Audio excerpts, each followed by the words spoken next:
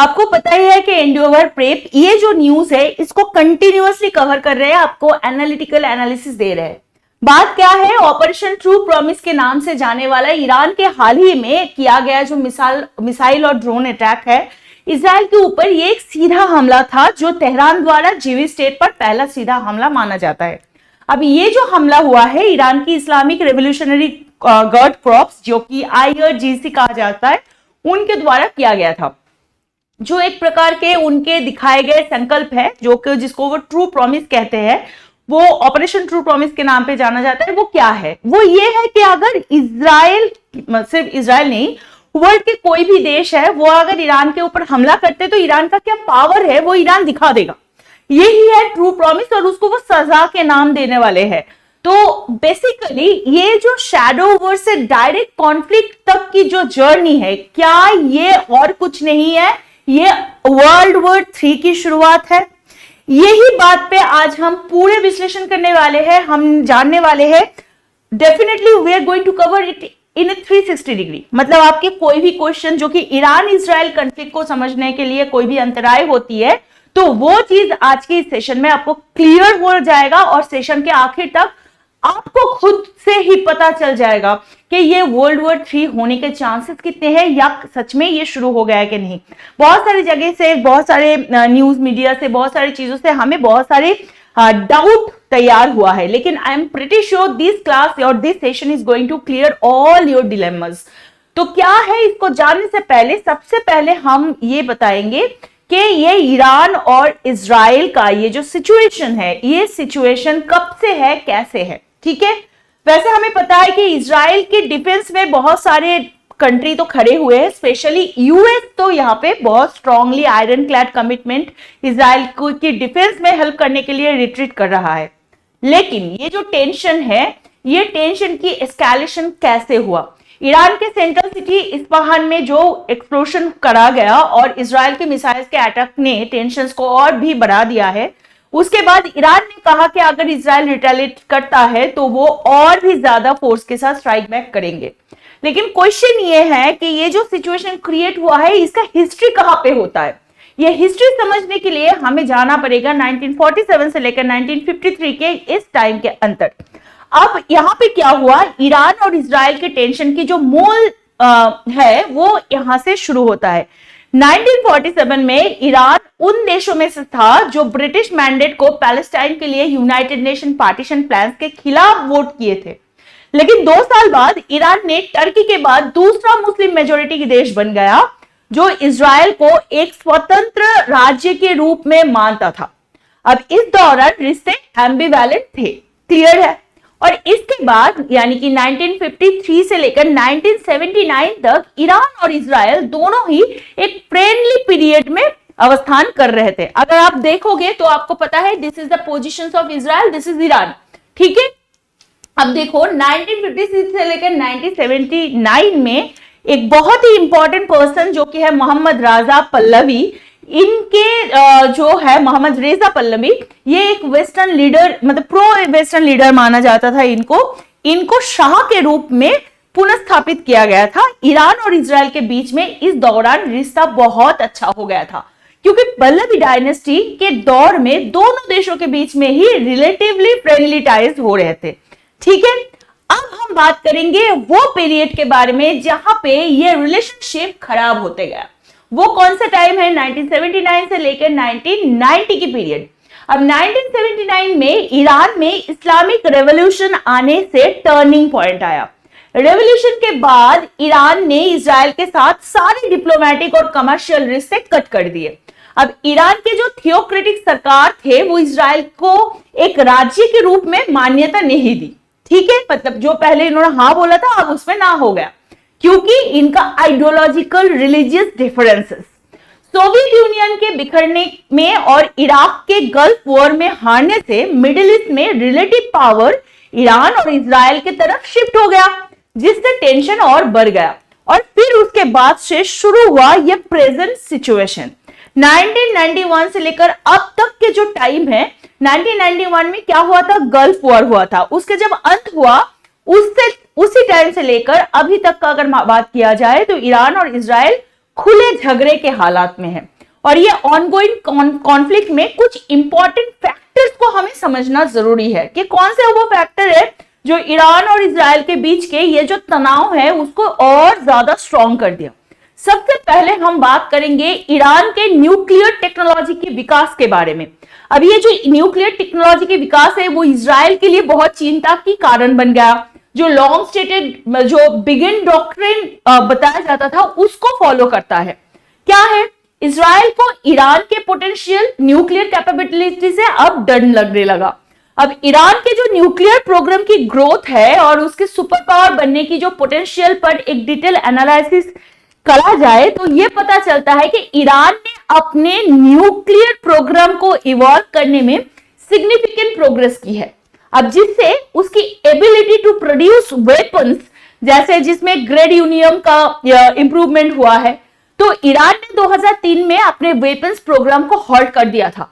लेकिन उनका जो रिसेंट डेवलपमेंट को अगर देखा जाए जैसे कि यूरेनियम मेटल प्रोडक्शन एक्टिविटीज ने उन्हें एक नया कैपेबिलिटीज और स्किल्स प्रोवाइड किया और इसको थोड़ा सा कंट्रोल में रखने के लिए 2015 में एक पैक्ट साइन किया गया जिसको कहा जाता है JCPOA, जिसको कहते हैं joint comprehensive plan of action.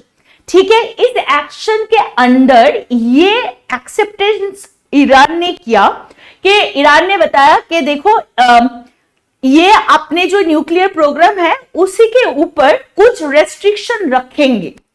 अब इसके एक्सचेंज में सैंक्शन की मतलब रिलीफ भी मिली, लेकिन 2018 में एक बहुत बड़ा चेंजेस आया। क्या हुआ?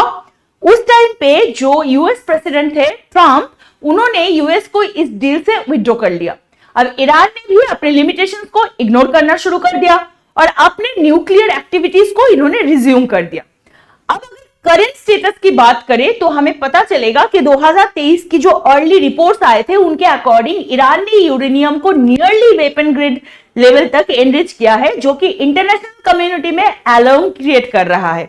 इसके अलावा भी ईरान की जो टेक्निकल चेंजेस है वो JCPOA के रिवाइवल और भी मुश्किल बना दिया है और यूएस पॉलिसी को भी अडॉप्ट करना पड़ेगा ईरान के न्यूक्लियर प्रोग्राम को कंटेंट करने के लिए। और इसके साथ और एक प्रॉब्लम जो कि इजराइल और ईरान के बीच की जो दूरियां है उसको और ज्यादा बढ़ा देता है। क्या है वो है ईरान की funding to the Islamist group. कैसे? जैसे कि हिजबुल्लाह है, पैलेस्टीनियन इस्लामिक जिहाद है, हमास है, इनको ये सपोर्ट करते हैं। इजराइल का एलिजेस ये है कि ईरान की इन्वॉल्वमेंट जो कि टेररिस्ट अटैक के अंदर है।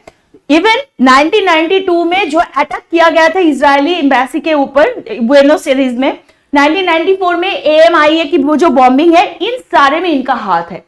इजराइल ने इसको मतलब काउंटर करने के लिए इजराइल ने भी कुछ ग्रुप्स को सपोर्ट करना शुरू कर दिया, जैसे कि पीपल्स मुजाहिदीन ऑफ ईरान, फिर जुंद अल्लाह।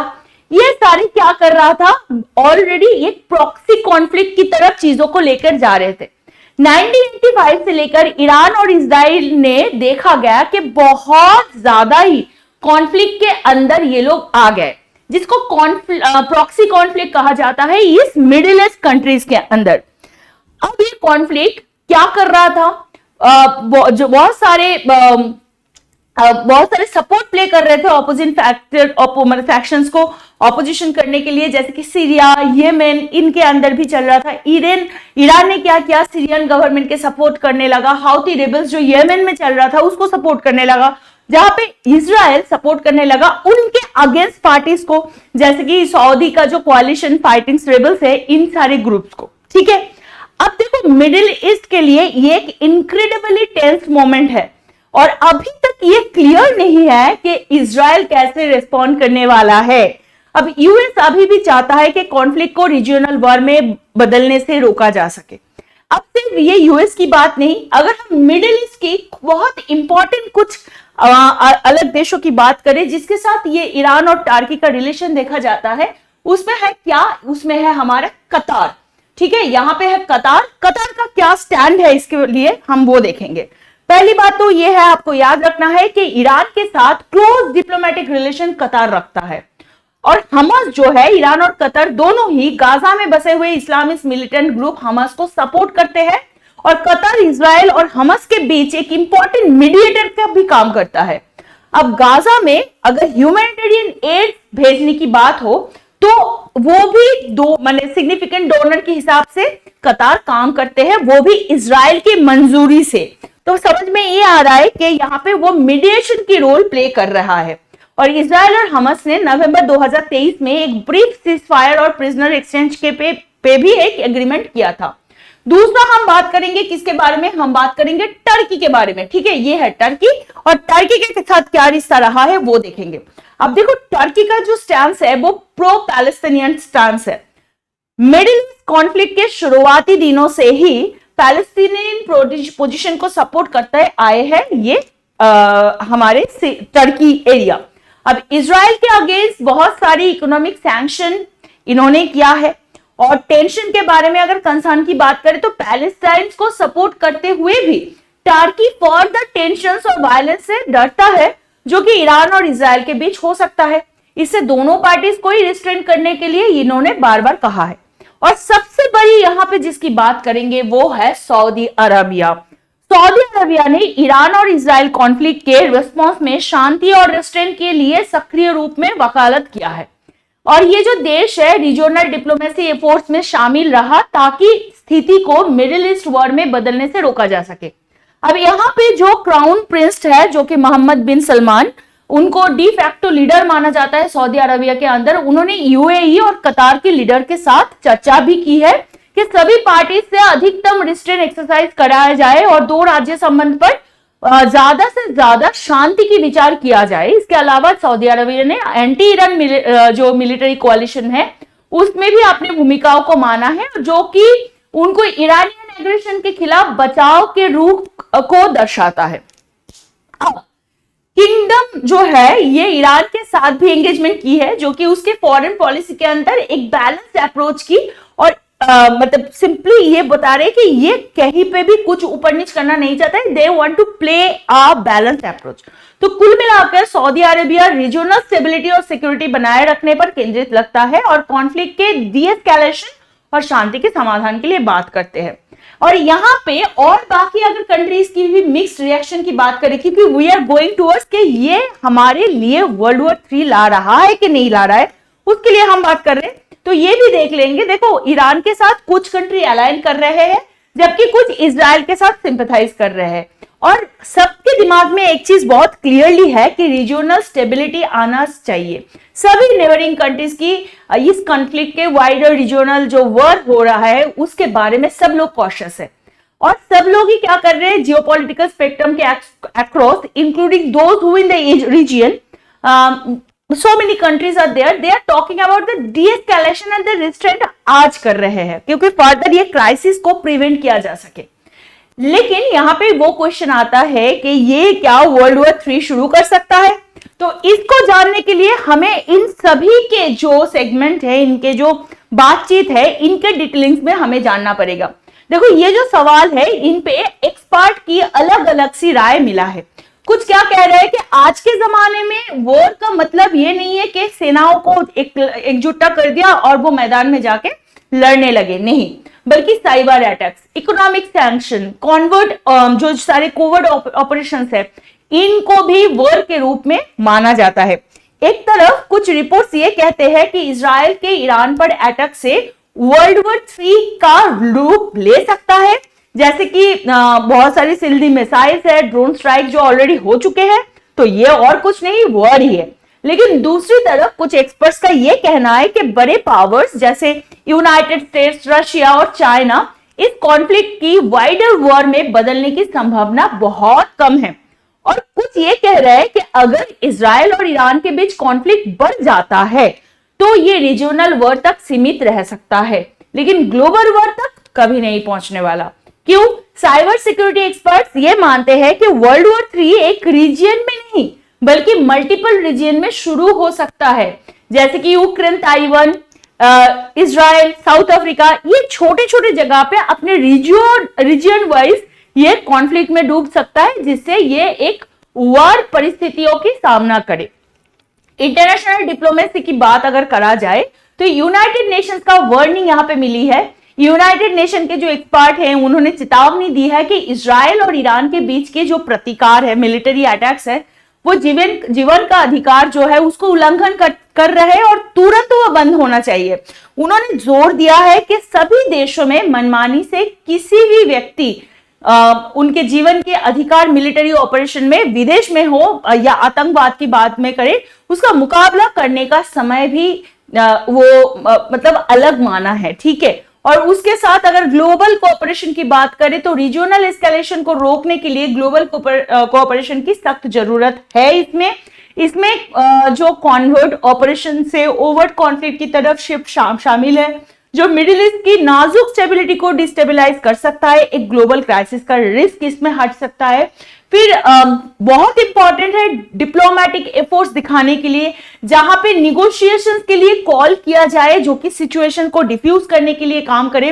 इंटरनेशनल जो कम्युनिटी है उनको जोर दिया है कि अंडरलाइंग जो इश्यूज है, जो कॉन्फ्लिक्ट को ज्यादा बढ़ा रहे हैं, उनको पीसफुल रेजोल्यूशन एक ढूंढा जाए, इसका अर्जेंसी दिखाया है। और सबसे बड़ी बात है कि दुनिया भर के जितने लीडर्स हैं उसमें इंडिया आते हैं, US, Canada, UK, UN, Egypt, Saudi Arabia, France, Germany, Canada, Argentina, Italy, Mexico, इन्होंने सारे चिंता यही दिखाया कि ईरान के एक्शन की इन्होंने निंदा की है। उन्होंने डिप्लोमेसी के रास्ते पर ही सारे चीज वापस करके इन्होंने बताया भाई शांत हो जाओ, पीसफुली सारे चीज को क्लियर करो।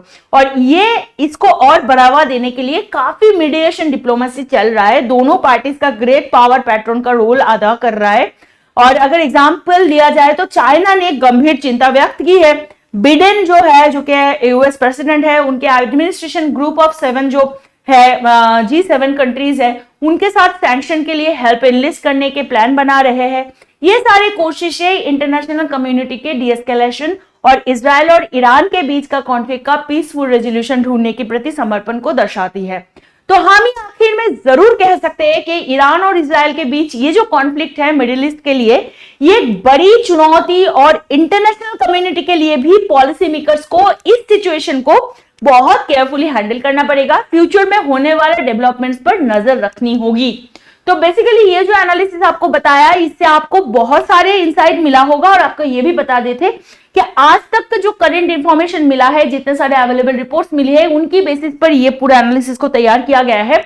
लेकिन फ्यूचर में होने वाले डेवलपमेंट्स के आदर्श पर यह बदल भी सकता है, तब जाके हम इसके बारे में और बात करेंगे। तो इसी सारे अपडेट्स के लिए हमारे चैनल को ज्वाइन करना मत भूलिएगा, वीडियो को शेयर करना मत भूलिएगा। We will see you tomorrow with a new news because we all are urging for the peace, है ना। पीसफुल सारी चीजों के लिए हम सब लोग देखते हैं, क्योंकि ultimately war is not a solution, right? The whole world needs peace, not war. तो इसी वार्ता के साथ, इसी संवाद के साथ हमारा आज का सेशन खत्म करते हैं। कल आपसे मिलेंगे। Please be a responsible citizen and जय हिंद।